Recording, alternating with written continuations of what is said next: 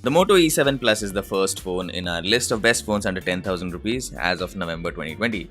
Now, this smartphone has a capable processor, which is the Snapdragon 460, that performs well for day-to-day tasks and for casual gaming. It also has good battery life thanks to a 5000 mAh battery that's in the smartphone. But unfortunately, it has relatively slow charging with a 10-watt charger that takes over 2 hours to charge the device completely, and a micro USB port, which is a bit dated in the age of USB Type-C. In our review, we also praised the solid build quality of the Moto E7 Plus and the clean, near-stock Android UI, which is not very common at this price level. The cameras are decent for this price point, but unfortunately, there's no video stabilization on this smartphone. The next phone on this list is the Realme Narzo 10A. Now, this phone can be seen as a replacement to the Realme C3 because the two smartphones share a lot of hardware. With the Narzo 10A, you get a 6.5-inch HD Plus display, and apart from that, you get very good performance thanks to the MediaTek Helio G70 processor that's in the smartphone.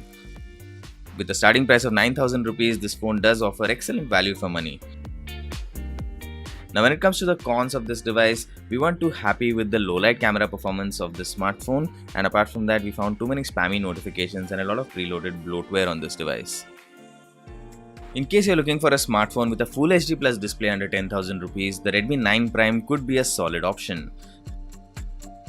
Now, in our review, we've praised the fact that its performance is quite decent for the price thanks to the MediaTek Helio G80 processor on this smartphone and the fact that it has really good battery life. However, it's important to mention that the supplied 10-watt charger is rather slow to charge this device.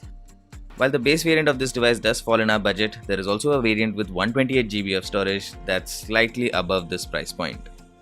In our review, we've said that the camera performance of this device is rather average, and the Redmi 9 Prime runs MIUI 11 on top of Android 10, and that comes with a fair amount of bloatware and ads.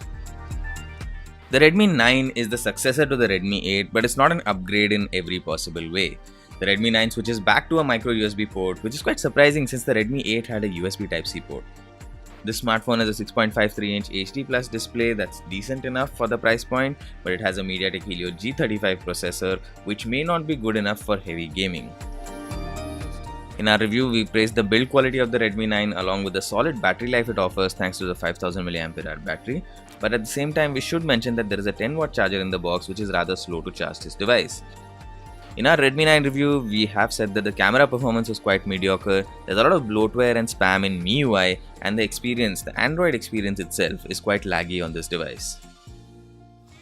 The final two smartphones on our list are Realme C12 and C15. Now, both these smartphones have 6.5-inch HD Plus displays, and they are both powered by the MediaTek Helio G35 processor, just like the Redmi 9.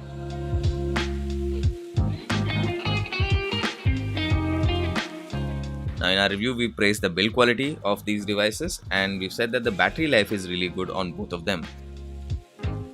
However, both devices are a bit too big and heavy, and that may not appeal to quite a few people, and the performance is not that great for the price point. We've also said that the cameras could be better, and for the Realme C15, the higher variant does not offer great value.